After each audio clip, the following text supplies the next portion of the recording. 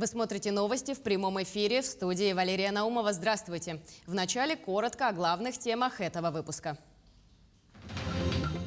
Откроют ли переправу до предполагаемого срока? Дмитрий Садовников дал расширенную пресс-конференцию.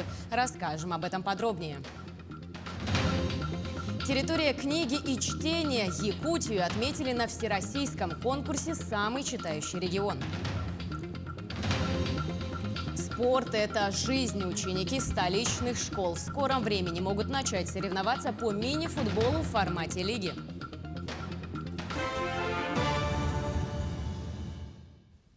Как республика подготовилась к отопительному сезону, когда откроют ледовые переправы и какие меры принимают в Якутии, чтобы не допустить масштабных лесных пожаров, которые настигли регион в этом году.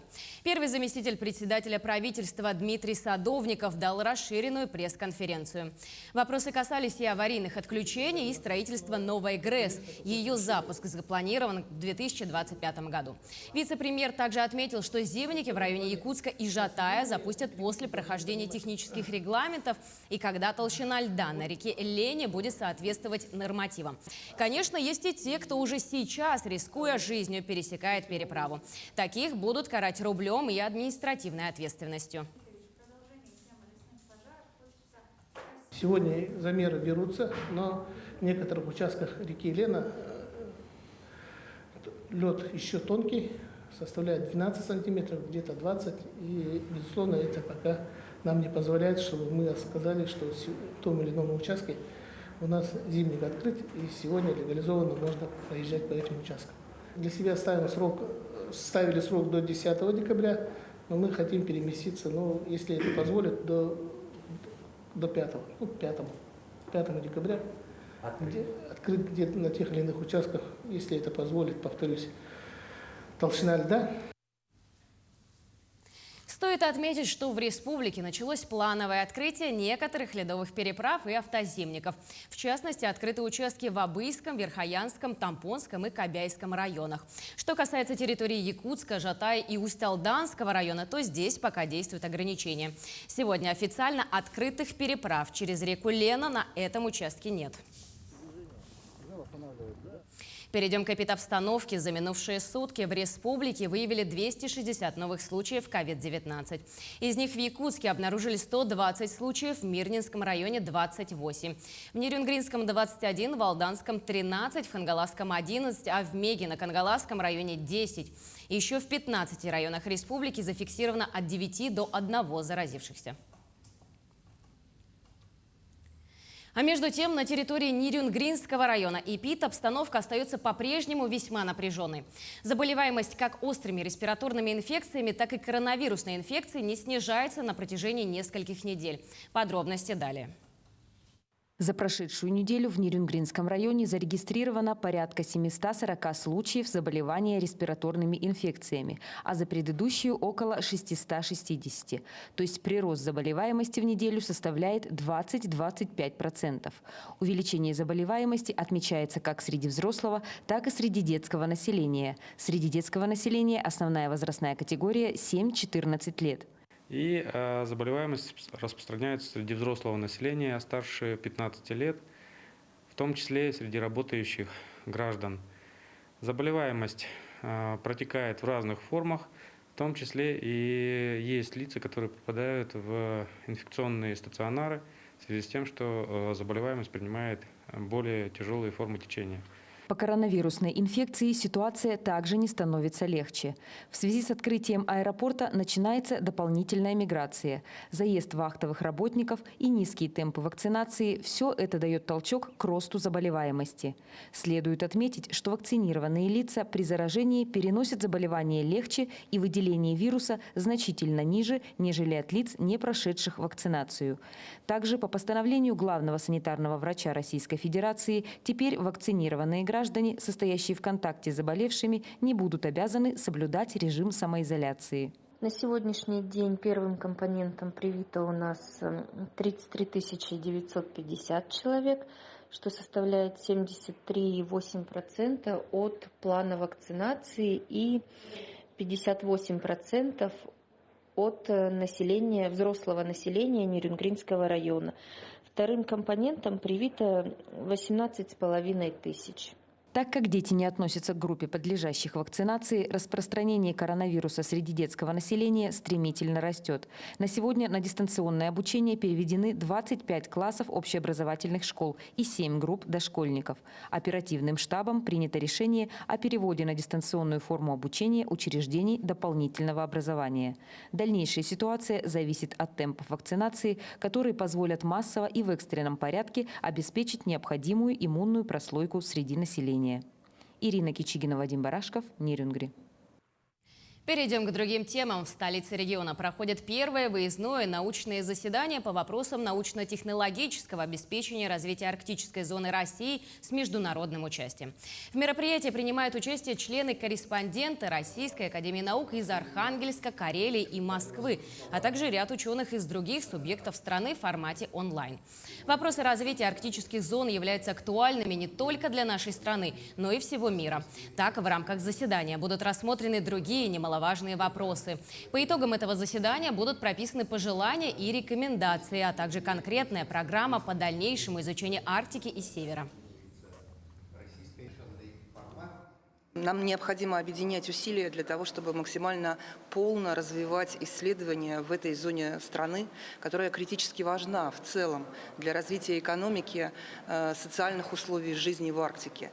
И мы нацеливаемся на целый спектр задач, в том числе, в частности, я буду сегодня говорить о развитии биотехнологий в арктической зоне, о добыче биоресурсов в Арктике. И здесь у нас очень много возможностей для взаимодействия. Надо не замыкаться в одном регионе, а действовать сообща и вместе. Это вопросы лесовосстановления, это вопросы, например, аквакультуры.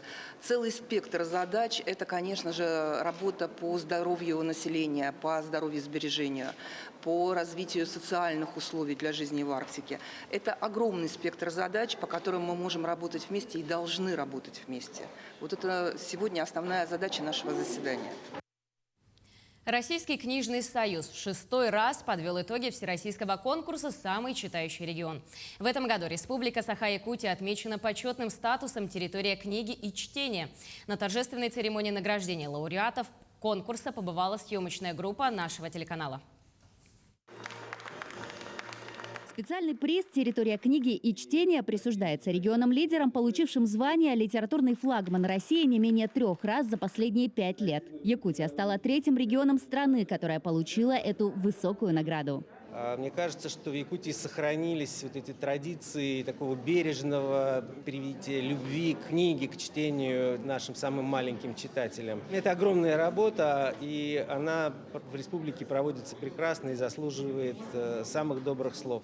Я очень рад за сегодняшнюю награду, потому что она получена именно за этот очень важный, хороший проект. И, конечно, я благодарен организаторам конкурса. Всего самого хорошего. Якутия всегда была, есть и будет читающим регионом нашей страны.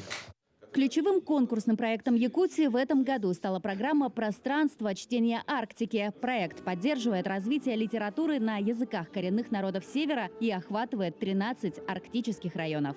В пандемийный период мы стали читать еще больше, и наши показатели по чтению в последние годы после пандемии увеличились в 5 раз именно по чтению электронных книг. Это очень актуально в условиях севера, когда низкие температуры и большие расстояния. Всего на конкурсе в этом году приняли участие 80 регионов России. Лауреатами конкурса названы Кузбасс, Калининградская и Мурманская области, а победителем литературного флагмана России стала Архангельская область.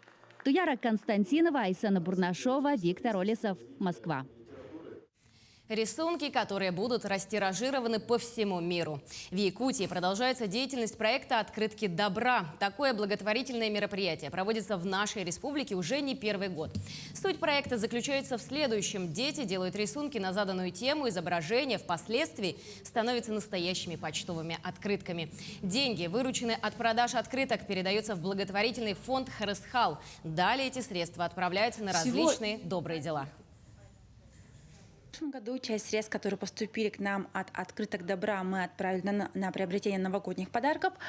Те открытки, которые продавались в этом году, мы собранные средства направили на поездку в Великий Устюг для детей с инвалидностью. 5 семей поехало, и мы приобрели им билеты и путевки, чтобы они могли побывать на дне рождения у Деда Мороза. Это у нас традиционная акция, новогодняя сказка, и вот мы как раз-таки «Открытки добра» помогли нам реализовать ее в этом году.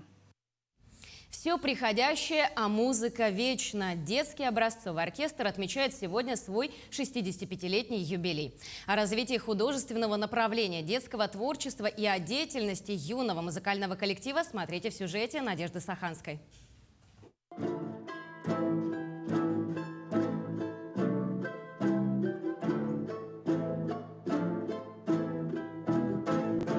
Славная история этого коллектива началась еще в 1956 году, когда при Дворце пионеров Якутска был создан оркестр народных инструментов.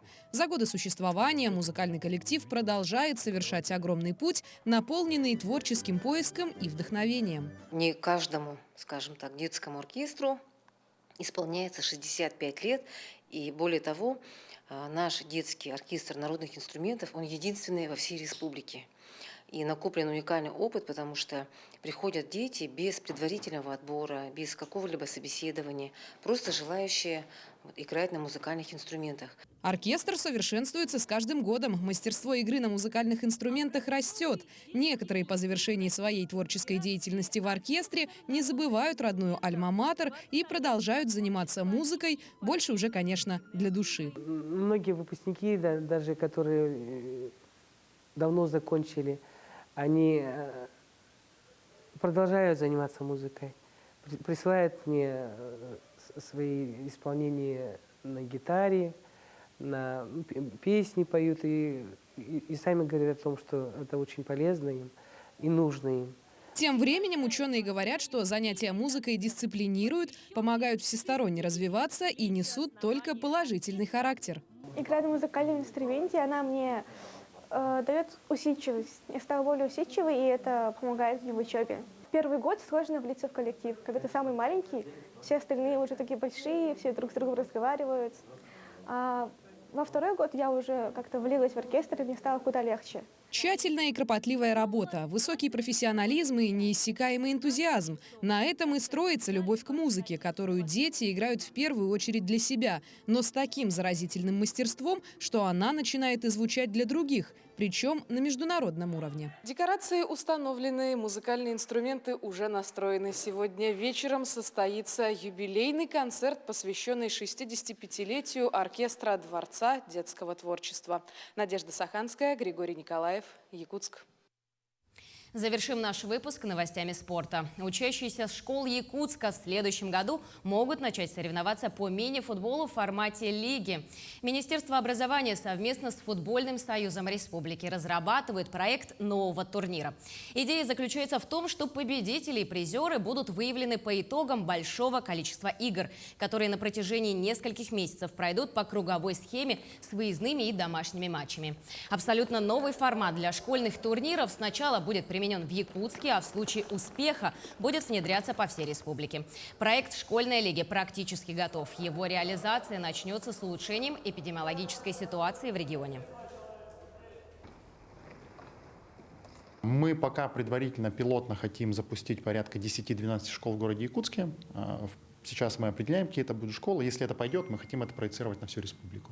Есть ряд структурных предложений, которые мы хотим реализовать сейчас. Сделать некую лестницу развития, скажем так, отдельно взятого футболиста, начиная со школы, студенчества, и дальше в идеале это команда мастеров.